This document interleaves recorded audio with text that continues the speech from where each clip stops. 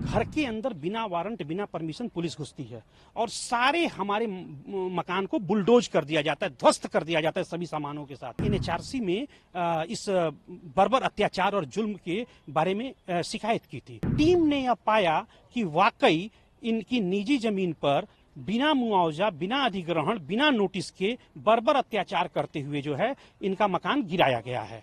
13 सितंबर 2019 को गैर कानूनी तरीके से तत्कालीन जिलाधिकारी ने बिना किसी लिखित नोटिस के, बिना मुआवजा, बिना अधिग्रहण के, बिना 1 मिनट का वक्त दिए कि हम मंदिर से, अपने घर से मंदिर, कैश बॉक्स, जरूरी डॉक्यूमेंट्स निकाल सकें, अचानक 13 सितंबर 2019 को आते हैं और घर के अंदर बिना वारंट बिना परमिशन पुलिस घुसती है और सारे हमारे मकान को बुलडोज कर दिया जाता है, ध्वस्त कर दिया जाता है सभी सामानों के साथ। इसके बाद मैंने माननीय सुप्रीम कोर्ट में एक लेटर पिटीशन, शिकायत याचिका डाली थी जो एक्सेप्ट हुई, सुमोटो कॉग्निजेंस लिया गया और इसके अलावा मैंने एनएचआरसी में इस बर्बर अत्याचार और जुल्म के बारे में शिकायत की थी। तो एनएचआरसी चेयरपर्सन श्रीमान एचएल दत्तू जी ने एक स्पॉट इंक्वायरी के लिए टीम भेजी।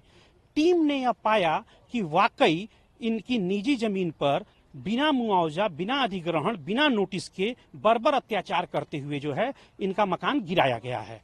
उसके बाद ये रिपोर्ट आती है, फिर एनएचआरसी चेयरपर्सन उत्तर प्रदेश के डीजीपी को ऑर्डर देते हैं कि आप तत्काल इस मामले में जितने भी दोषी अधिकारी कर्मचारी हैं उनसे शिकायतकर्ता मनोज टिबड़ेवाल आकाश की शिकायत लेकर के, तहरीर लेकर के एफआईआर रजिस्टर करें और एफआईआर रजिस्टर करने के बाद इसकी यूपी सीबीसीआईडी से जांच कराएं। 2, जितने भी दोषी अधिकारी हैं, PWD, NH, municipality, revenue, police, सभी के खिलाफ डिपार्टमेंटल स्ट्रिक्ट एक्शन लिया जाए। और तीसरा, 5 लाख रुपए का अंतरिम मुआवजा दिया जाए। लेकिन यूपी गवर्नमेंट ने इसको नहीं माना।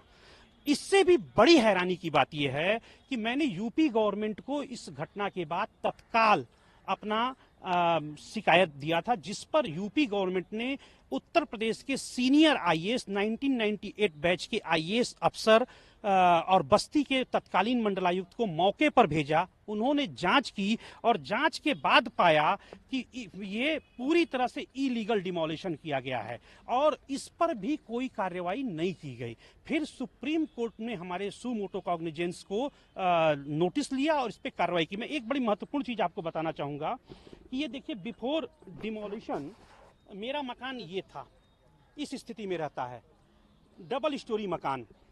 12 तारीख को एनएच और पीडब्ल्यूडी के अधिकारी आते हैं और कहते हैं 5 फीट अपना मकान तोड़ लीजिए। हमने तत्काल 5 फीट तोड़ लिया।